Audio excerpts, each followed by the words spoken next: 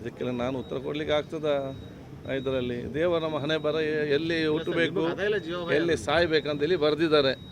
ಅದು ಚೆನ್ನಾಗಿ ದೀರ್ಘಕಾಲದಲ್ಲಿ ಆಯುಷ್ಯ ಕೊಟ್ಟು ಚೆನ್ನಾಗಿ ಕೆಲಸ ಮಾಡಿ ನೆಮ್ಮದಿಯಿಂದ ಸಾಯುವಂಥ ಒಂದು ಪರಿಸ್ಥಿತಿ ದೇವರು ಒದಗಿಸಿಕೊಡಲಿ ಅಂತ ನಾವೆಲ್ಲ ಪ್ರಾರ್ಥನೆ ಮಾಡ್ತಿದ್ದೇವೆ. ಅದಕ್ಕಿಂತ ದೇವರು ಇಟ್ಟದ್ದು ಆಗುವಂಥ ನನ್ನ ಕೈಯಲ್ಲಿ ಇದೆಯಾ? ನಮ್ಮ ಕೈಯಲ್ಲಿ ಏನು ಕೂಡ ಇಲ್ಲ. ಈಗ ನೀವು ಮೈಕ್ ಇದ್ದೀರಿ, ನೆಕ್ಸ್ಟ್ ಇದ್ದೀರ ನಮ್ಗೆ ಗೊತ್ತುಂಟು. ನೀವು 100 ವರ್ಷ ಇರಬೇಕು, ಗ್ಯಾರಂಟಿ ಇದ್ದೀರಾ? ನಾನಿಲ್ಲಿ ಮಾತಾಡ್ತಿದ್ದೇನೆ, ನನಗೆ ಗ್ಯಾರಂಟಿ ಉಂಟಾ? ತಿರುಗಿ ಹೋಗೋ ನನಗೆ ಗ್ಯಾರಂಟಿ ಇಲ್ಲ. ನಾವೇನು ಪ್ರಾರ್ಥನೆ ಮಾಡಿ ನಾವು ನೆಮ್ಮದಿಯಿಂದಿದ್ದು ಸಂತೋಷ ಪ್ರಾರ್ಥನೆ ಮಾಡುವ.